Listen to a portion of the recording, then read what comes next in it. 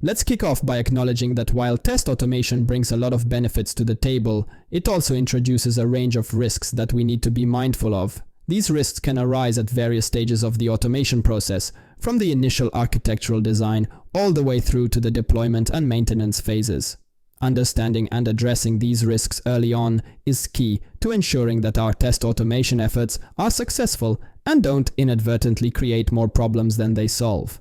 When we talk about architectural risks, we're really focusing on the foundational decisions that can make or break a test automation project.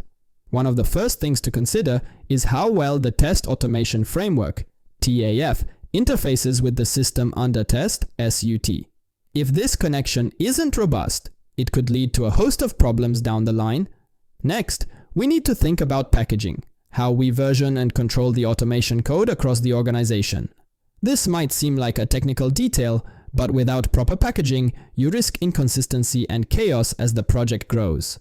Finally, selecting the right test logging tools and setting up an effective test harness are crucial steps.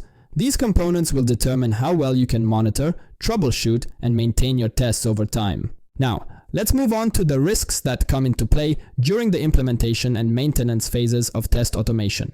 As we build out our test automation code during the pilot phase, it's important to consider how we'll manage expansion and maintenance. The codebase is likely to grow as we add more tests, which introduces complexity. If we don't manage this growth carefully, our code could become unwieldy and difficult to maintain. Additionally, keeping up with regular updates to the test harness agents and devices is crucial. Failing to manage these updates properly can lead to compatibility issues and downtime. Lastly, we need to be mindful of deployment risks, such as ensuring firewall openings and managing resource utilization effectively. These are critical to maintaining a smooth and efficient test automation process. Deployment risks are often overlooked, but they can have a significant impact on the success of your test automation efforts. For example, ensuring that the necessary firewall openings are in place is essential for allowing your automation tools to communicate effectively. Without this, your tests might fail simply due to connectivity issues. Similarly, resource utilization, such as CPU and RAM, needs to be monitored closely to prevent bottlenecks that could slow down or even halt your testing process. Another important aspect is network reliability, especially when dealing with mobile devices, where a stable connection is crucial for consistent test results. If any of these deployment factors aren't properly managed, they could undermine the entire test automation effort. Test logging is an area that can't be underestimated. Logging is how we capture the outcomes of our tests, and the level of detail we choose to log can have a big impact on how we diagnose issues. There are different levels of logging, each serving a specific purpose. For example, fatal logs capture critical errors that might cause the test execution to stop entirely.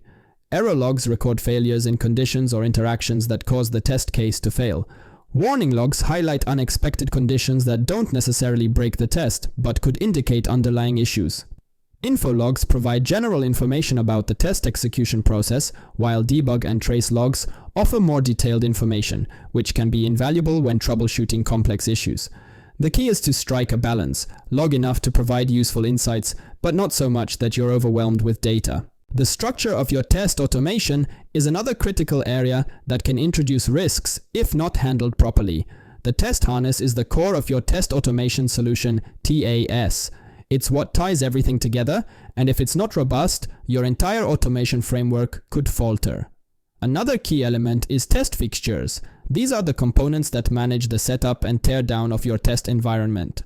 Proper management of test fixtures ensures that your tests are repeatable and consistent, which is essential for reliable automation. Finally, how you group your test cases into test suites can also pose risks.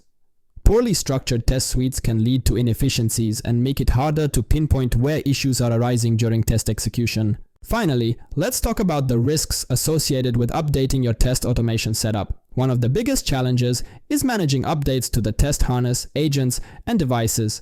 These updates can be automatic, and if you're not prepared, they can cause unexpected issues. For instance, an update might change the behavior of a tool or introduce new compatibility issues.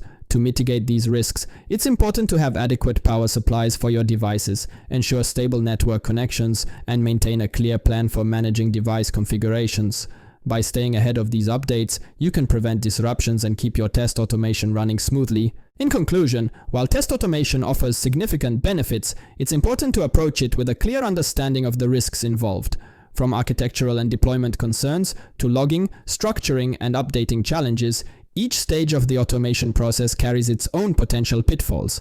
By identifying these risks early and taking proactive steps to mitigate them, you can ensure that your test automation strategy is both effective and sustainable. Ultimately, the goal is to create a robust framework that not only supports your current testing needs but also adapts and scales as those needs evolve.